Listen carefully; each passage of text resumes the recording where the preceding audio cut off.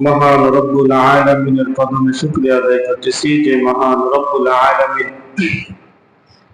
আমাদেরকে দীর্ঘ এক সপ্তাহ পরে সপ্তাহের শ্রেষ্ঠ দিন গুনাহ মাফের দিন পবিত্র জুমার দিনে ঐতিহ্যবাহী পূর্ব ভরাকর জামে মসজিদে এসে নামাজ পড়ার মতো তৌফিক দান করেছেন।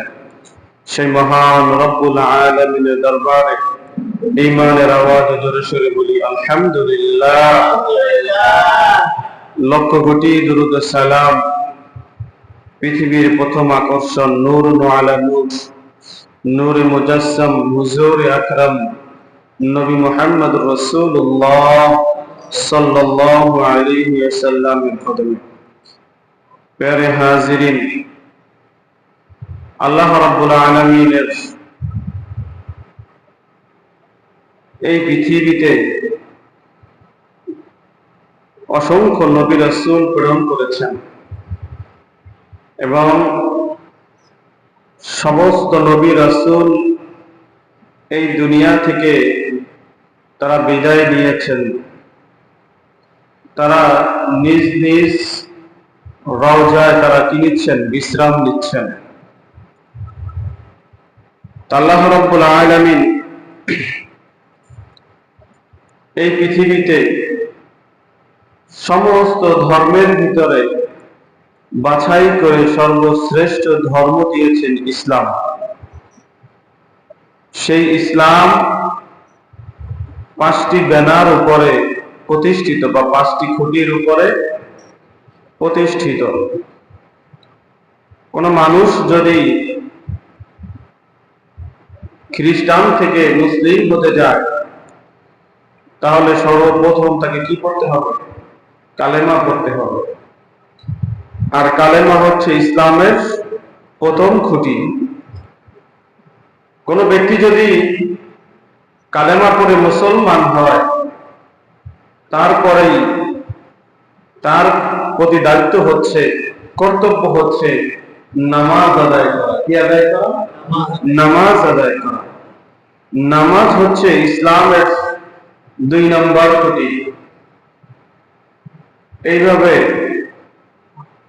হজ, যাকাত 5টি খুঁটি আছে। আজকে আমরা খুতবা ভিত্তিক আলোচনায় শুনব নামাজের গুরুত্ব সম্পর্কে এবং নামাজ তরফ করলে, জামাত তরফ করলে কাল কিয়ামতের ময়দানে কি সাজা হবে সেই সম্পর্কে ইনশাআল্লাহ। রাসূলুল্লাহ সাল্লাল্লাহু আলাইহি ওয়াসাল্লাম যখন মেরাজ গেলেন, আল্লাহ রাব্বুল আলামিন তার হাবিবকে ভালোবেসে 50 ওয়াক্ত নামাজের কি দিলেন? হাদিয়া দিলেন। 50 ওয়াক্ত নামাজ দিয়ে যখন রাসূল আসমানে আসলেন, মুসা কালিমুল্লাহর সাথে দেখা হলো।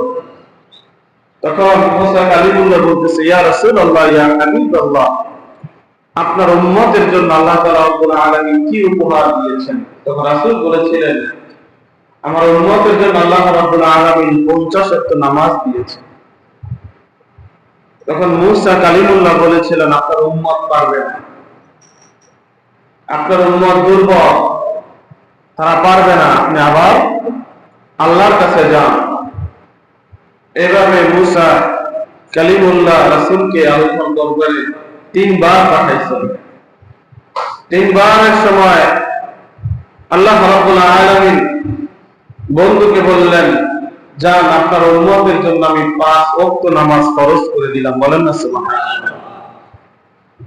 রাসূল সাল্লাল্লাহু আলাইহি ওয়াসাল্লামের চেহারা মোবারক একটু মলিন হয়ে গেল।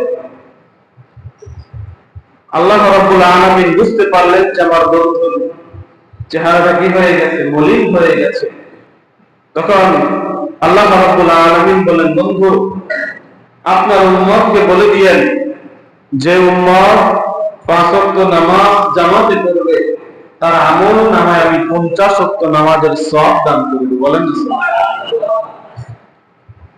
5 ওয়াক্ত নামাজ দিয়ে আবার মুসা কালিমুল্লাহর সামনে হাজির। এবার মুসা জিজ্ঞেস করতেছেন, ইয়া রাসূলুল্লাহ, ইয়া হাবিবাল্লাহ, আল্লাহ রাব্বুল আলামিন আপনার উম্মতের জন্য কয় রাকাত, কয় ওয়াক্ত নামাজ নির্ধারণ করলেন? আল্লাহ রাসূল বলেন 5 ওয়াক্ত নামাজ।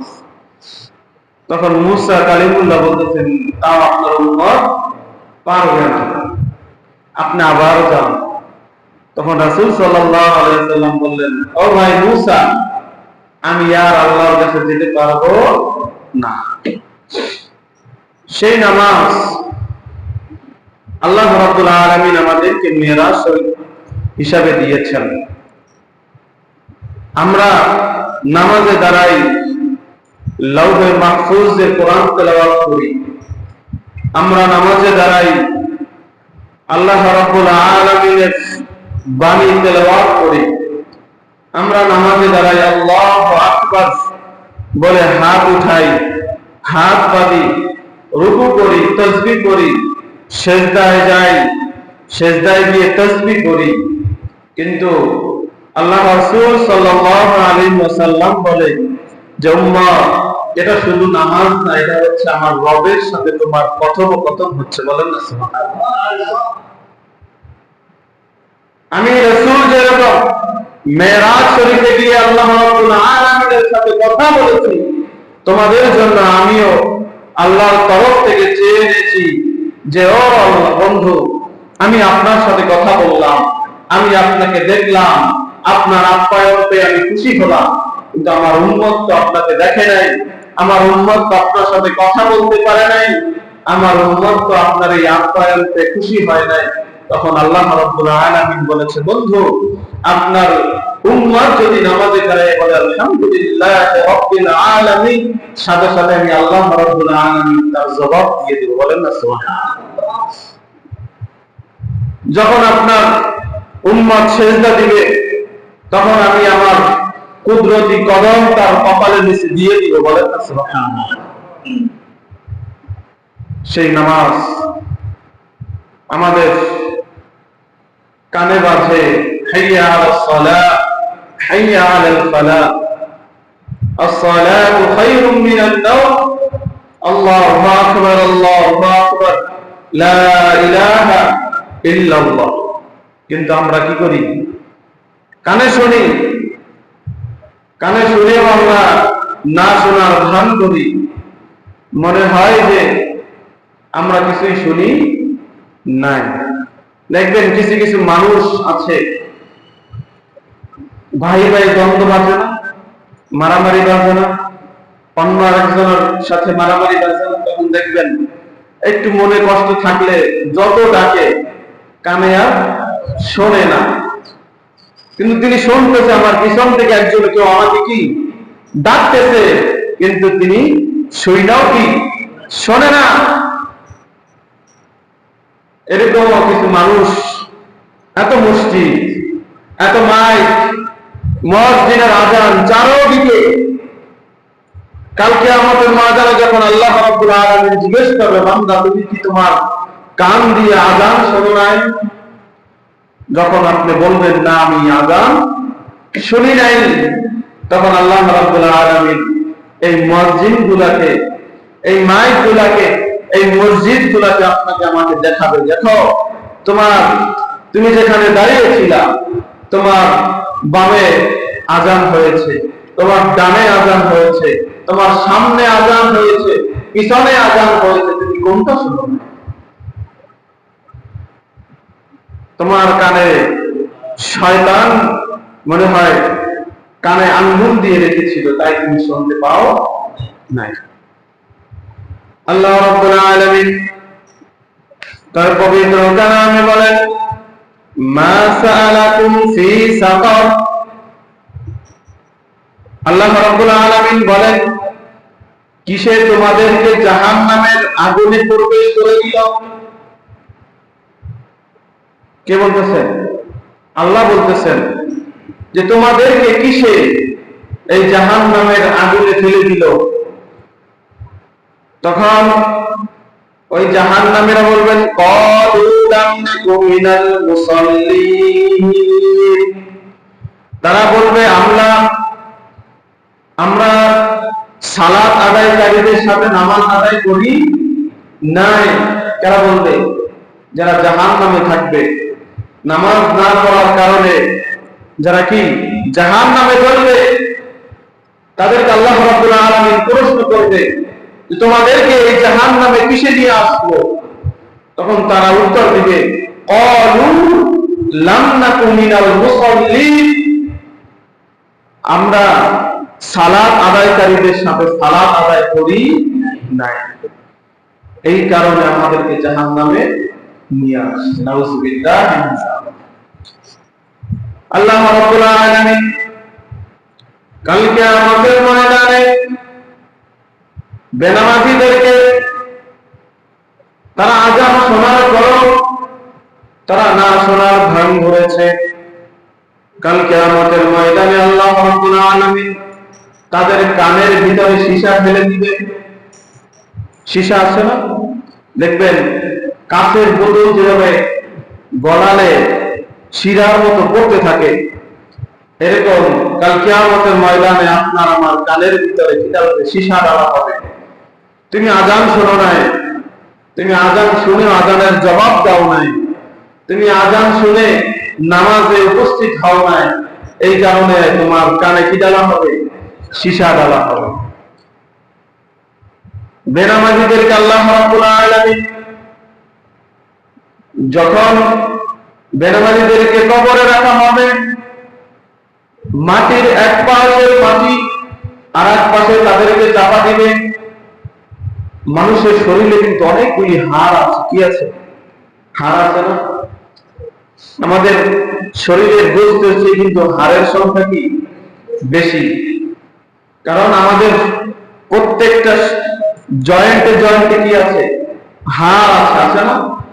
আমাদের এই বুকের এখানে যেটাকে আমরা কি বলি, খাঁচা বলি বা এটাকে কি বলা হয়? খাঁচাই বলা হয়। এই খাঁচাগুলি যখন মাটি আপনাকে আমাকে চাপা দিবে, আল্লাহ রাব্বুল আলামিন যখন মাটিকে হুকুম দিবে, ও মাটি তুমি বেনামাজীকে চাপা দাও, তখন এক পাশের হাড় আর এক পাশে গিয়ে লেগে যাবে, মনে হবে যেন দুইটা কাঠি কি হয়ে গেছে, এক পাশ থেকে অন্য পাশ হয়ে গেছে। তখন আপনি আমি চিল্লানো শুরু করবো, যখন বলবো আমাকে বাঁচাও বাঁচাও বাঁচাও, তখন আর আমাকে আপনাকে বাঁচানোর মতো কেউ থাকবে না। রাসূল সাল্লাল্লাহু আলাইহি ওয়াসাল্লাম যখন মেরাজে গিয়ে দেখলেন কিছু সংখ্যক লোক রক্তের নদীতে সাঁতার কাটছে। সাঁতার কেটে কেটে কিনারায় দিয়ে যখন কিনারা ধরতে যায়, ফেরেশতারা বড় বড় পাথর দিয়ে তাদের মুখে নিক্ষেপ করে। কারা? ফেরেশতারা। দেখবেন যখন নদীতে মানুষ পড়ে যায়, তখন তিনি সাঁতরাইয়ে কিছু একটা ধরতে চান, কুলে যেতে চান। ওইরকমই রাসূল সাল্লাল্লাহু আলাইহি ওয়াসাল্লাম দেখলেন রক্তের নদীতে তারা হাবুডুবু খাচ্ছে। যখন তারা দিশাহারা হয়ে কুলে আসে, তখন ফেরেশতারা বড় বড় পাথর তাদের মুখের ভিতরে নিক্ষেপ করতে থাকে। তারা আবার কোথায় যায়? ওই মাঝখানে চলে যায়। আর ওই রক্তের নদী এত তাপ, এত গরম, দুনিয়ার আগুনের চেয়েও ৭০,০০০ গুণ গরম। বেনামাজিকে আল্লাহ রাব্বুল আলামিন ওই রক্তের মধ্যে ফালিয়ে দিল। আপনি আমি সাঁতার কাটবো, কোলে আসতে চাইবো, ফেরেশতারা আমাদের মুখের ভিতরে পাথর নিক্ষেপ করবে। আমরা বলবো আমাকে বাঁচাও আমাকে বাঁচাও, তখন আমাকে বাঁচানোর মতো কেউ থাকবে না। আল্লাহ রাব্বুল আলামিন বেনামাজিকে যখন হাসরের ময়দানে উপস্থিত করবেন, তখন আল্লাহ রাব্বুল আলামিন বলবেন যে তোমরা আমার জন্য নামাজ পড়ো নাই। কার জন্য? কিছু কিছু মুসল্লি আছে না, লোক দেখানো নামাজ আদায় করে, যে আমি যদি এখন নামাজ না পড়ি তাহলে মানুষ আমাকে কি বলবে, আমি যদি দান সদকা না করি তাহলে মানুষ আমাকে কি বলবে। এই ভয়ে আমরা কিছু কিছু মানুষ এখন নামাজ আদায় করে। আল্লাহ রাব্বুল আলামিন কাল কিয়ামতের ময়দানে সেই নামাজীকে জিজ্ঞেস করবে যে তুমি কার জন্য নামাজ আদায় করেছো? তখন সে বলবে যে আমি আপনার জন্য নামাজ আদায় করেছি। আল্লাহ রাব্বুল আলামিন ধমক দিয়ে বলবে, না, তুমি লোক দেখানো নামাজ পড়েছো। মানুষ তোমাকে নামাজি বলবে, মানুষ তোমাকে হাজি বলবে, মানুষ তোমাকে গাজী বলবে, মানুষ তোমাকে শহীদ করবে। এই কারণে তুমি নামাজ পড়েছো, শহীদ হয়েছো, দান সদকা করেছো, হজ করেছো। তুমি আমার জন্য নামাজ আদায় করো নাই, যাও তুমি জাহান্নামে চলে যাও। যেই জাহান্নামের আগুন কয়লা পড়তে পড়তে দেখবেন কি হয়ে যায়, কালো হয়ে যায়। জাহান্নামের আগুন জ্বলতে জ্বলতে সেটা কালো হয়ে গেছে। এই জাহান্নামের একমাত্র লাঠি হচ্ছে আমরা মানব জাতি, যাদের মাধ্যমে এই জাহান্নামের আগুনকে আবার আল্লাহ রাব্বুল আলামিন কি করবেন? জ্বালাইবেন। এই মানব জাতি দিয়েই জাহান্নাম ধাউ ধাউ করে জ্বলবে। এই মানব জাতিকে খাওয়ার জন্য কিয়ামতের ময়দানে জাহান্নাম হাউ হাউ করতে ছুটতে থাকবে। একজন ক্ষুধার্ত বাঘ বা ক্ষুধার্ত সিংহ একটা খাবার দেখতে যেরকম ছুটে যায়, যেরকম অগ্রসর হয়, কাল কিয়ামতের ময়দানে জাহান্নাম বেনামাজিকে, কাফেরদেরকে দেখে কি করতে থাকবে? ছুটতে থাকবে। ওই সিংহর মতো সে বেনামাজিকে ধরতে চাইবে। আল্লাহ রাব্বুল আলামিন ৭০,০০০ নূরের ফেরেশতাকে বলবে, ফেরেশতারা জাহান্নামকে শিকল দিয়ে বেঁধে দাও। ফেরেশতারা সাথে সাথে কি করবে? জাহান্নামকে ৭০,০০০ শিকল দিয়ে বেঁধে ফেলবে। ৭০,০০০ নূরের ফেরেশতারা জাহান্নামকে পিছনে টানতে থাকবে, কিন্তু জাহান্নামের সাথে পারবে না।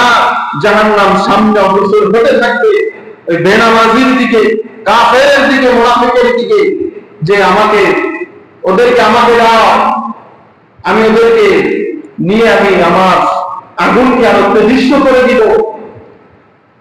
কিন্তু ফেরেশতারা ৭০,০০০ নূরের ফেরেশতা সে জাহান্নামের সাথে পারবে না।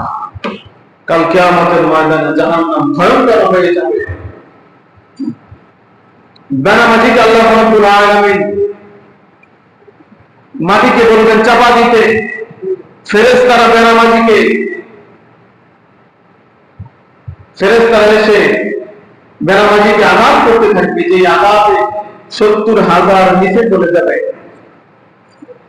যে সাপ, আল্লাহ রাসূল সাল্লাল্লাহু আলাইহি ওয়াসাল্লাম বলেছেন, জাহান্নামের একটা বিষাদর সাপ, যে সাপ যদি পৃথিবীতে সামান্য একটু তার নিঃশ্বাস ছাড়ে, নিঃশ্বাস ছাড়ে, তার বিষে, তার ওই নিঃশ্বাসের বিষ এতটা তেজস্ব হবে বা এতটা তেজস্ব, দুনিয়ার সমস্ত ফসল পুড়ে ছারখার হয়ে যাবে। সেই সাপে আপনাকে আমাদের সবল করবে। একটা দুইটা সাপে নয়, ৯৯টা সাপে আপনাকে আমাদের সবল করবে। যেই একটা সবলে ৯৯ পথ মিশে চলে যাবে। পৃথিবীতে আমরা সাপ দেখলে কি করি? দৌড় দিয়ে পালাই। একজনের সাপের সাথে পেরে উঠি না, ২-৩ জন হলে সাপের সাথে আমরা কি করি? সাপকে মেরে ফেলি। কিন্তু কাল কিয়ামতের ময়দানে ওই অন্ধকার কবরে আপনার আমার সাহায্যকারী কেউ থাকবে না। যে বিচ্ছু কামড় দিলে মানুষ বাঁচে না, বাঁচে বলেন? দুনিয়ার জমিনে মানুষ ইন্তেকাল করে, ওই কবরে বিচ্ছু আপনাকে আমাকে কামড়াবে, এই সাপে কামড়াবে, পোকামাকড়ে আপনার শরীর আমার শরীর খেয়ে ফেলবে। এত সুন্দর শরীর, এত সুন্দর চুল, এত সুন্দর নাক, চোখ, মুখ, এই কোনো দাম থাকবে না। এই জন্য ওই অন্ধকারে কবরে শোয়ার আগে আপনাকে আমাকে ৫ ওয়াক্ত নামাজ পড়তে হবে। যে নামাজে আল্লাহ রাসূল সাল্লাল্লাহু আলাইহি ওয়াসাল্লাম বলেছেন আল্লাহর সাথে কথা বলা হয়, যে নামাজ আল্লাহ রাব্বুল আলামিনের জন্য, যে নামাজ আপনার আমার কাল হাসরের ময়দানে রাসূলের সুপারিশ পাওয়ার জন্য, যেই নামাজ আপনাকে আমাকে কাল হাসরের ময়দানে জাহান্নামের আগুন থেকে সুপারিশ করবে। কিন্তু আমরা নামাজের বিষয়ে খুবই উদাসীন। নামাজের বিষয় কি? খুবই উদাসীন। 5 ওয়াক্ত নামাজ দৈনিক যে আমাদের আছে, আমরা মুসলমান ভুলেই গেছি। কিছুদিন পরে তো আমরা ভুলে যাব যে আমরা নিজেরাই মুসলমান। যখন দাজ্জাল হাজির হয়ে যাবে, যখন দাজ্জালের ডান হাতে থাকবে কি জান্নাত, বাম হাতে থাকবে কি জাহান্নাম, মানুষকে মৃত বানাই আবার জীবিত করবে, তখন বলবে যে দেখো, এই তোমার মা, এই তোমার বাবা, এই তোমার দাদা দাদি, তোমার আত্মীয় স্বজন, দেখো আমার কাছে আমি তোমাদের রব, তোমরা স্বীকার করো। আমরা স্বীকার করে দেব, কারণ আমাদের ঈমান কি দুর্বল।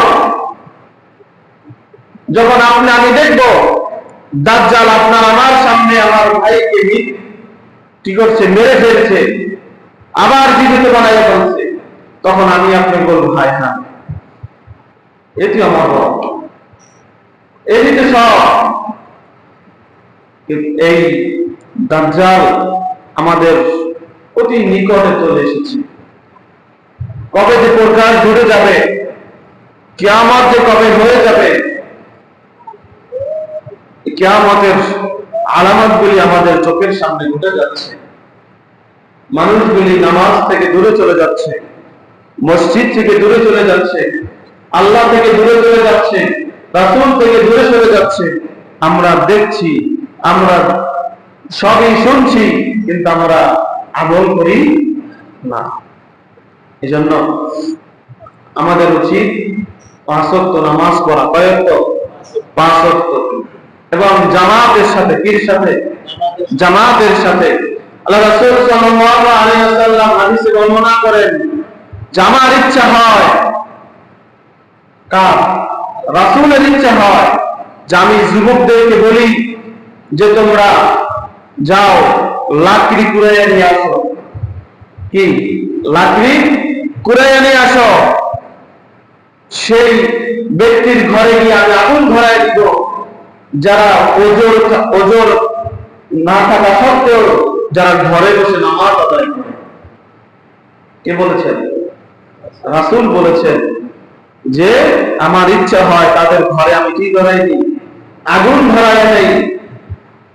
যারা ওজোর নাই, তাদের অসুস্থতা নাই, কিছু নাই, কিন্তু ঘরে বসে কি করে? নামাজ আদায় করে, মসজিদে আসে না। জামাতে নামাজ আদায় করলে 70 গুণ সওয়াব পাওয়া যায়। কয় গুণ? বলেন 70 গুণ। আপনি বাসা থেকে মসজিদে আসবেন, যে একটা কদম দিবেন, আপনি প্রত্যেক কদমে কদমে নেকি হতে থাকবে, প্রত্যেক কদমে কদমে গুনাহ মাফ হতে থাকবে। আপনি আবার যখন নামাজ আদায় করে বাড়িতে যাবেন, প্রত্যেক কদমে কদমে নেকি হতেই থাকবে। তাহলে মসজিদে এসে নামাজ আদায় করা ভালো না ঘরে বসে? আমার আল্লাহ রাসূল বলেছেন যে তোমরা ঘরকে কি বানায়ো না, কবর বানায়ো না। এই ক্ষেত্রে আমার হাদিস আছে যে রাসূল সাল্লাল্লাহু আলাইহি ওয়াসাল্লাম সুন্নাত ঘরে পড়তে বলেছেন। কোথায়? ঘরে পড়তে বলেছেন। কোন সুন্নাত? যেমন যোহরের আগে 4 রাকাত সুন্নাত, 4 রাকাত সুন্নাত। হয়তো আপনার ইচ্ছা হলে আপনি ঘরে 4 রাকাত পড়ে আসতে পারেন, পরের 2 রাকাত আপনি মসজিদে পড়ে যাবেন, এইরকম। কিন্তু ফরজ নামাজ জামাতে পড়তে হবে। ফরজ নামাজ কোথায়? জামাতে পড়তে হবে। এখন আমাদের সমাজে তো মসজিদের অভাব নাই, আছে বলেন? নাই। জামাতের ক্ষেত্রে শর্ত হচ্ছে কমপক্ষে 3 জন হতে হবে, ইমাম সহ 3 জন ব্যক্তি হতে হবে। একজন ইমাম সাহেব, 2 জন কি মুসল্লি। আর একজন ইমাম একজন মুসল্লি জামাত হয় না, জামাত হয় না, কিন্তু নামাজ আদায় হয়ে যাবে, জামাত হবে না। এই জন্য জামাতের ক্ষেত্রে শর্ত হচ্ছে 3 জন কমপক্ষে কয়জন? 3 জন হতে হবে। আল্লাহ রাব্বুল আলামিন আমাদেরকে বেশি বেশি নামাজ আদায় করার মতো তৌফিক দান করুন, সবাই বলি আমিন। এবং এই শাওয়াল মাস চলছে, গেছে জুমায় আমরা আলোচনা করেছিলাম শাওয়াল মাসের 6 রোজা সম্পর্কে। যে কোনো ব্যক্তি 6 রোজা রাখলে আল্লাহ রাব্বুল আলামিন তার আমলনামায় সারা বছরের নফল রোজা রাখার সওয়াব দান করে দেয়। এজন্য এখনো সময় আছে। আজকে প্রায় 14 দিন, 14 দিন না, 14 দিন প্রায় শেষ, আর বাকি 15 দিনের মতো আছে। 15 দিনের ভিতরে 6 দিন রোজা আপনারা রেখে ফেলবেন। যারা রাখতেছেন তো আলহামদুলিল্লাহ, যারা রাখেন নাই রেখে ফেলবেন, কারণ আপনার এই 6 রোজার কারণেই আপনার সারা বছর নফল ইবাদত, নফল রোজা সব হতেই থাকবে। আল্লাহ রাব্বুল আলামিন আপনার আমলনামায় লিখে দিবেন। যেন ছোট ছোট আমলগুলি আল্লাহ রাব্বুল আলামিন যেন আমাদেরকে করার মতো তৌফিক দান করুন। আমিন। ওয়া আখিরু দাওয়ানা আলহামদুলিল্লাহি রাব্বিল আলামিন।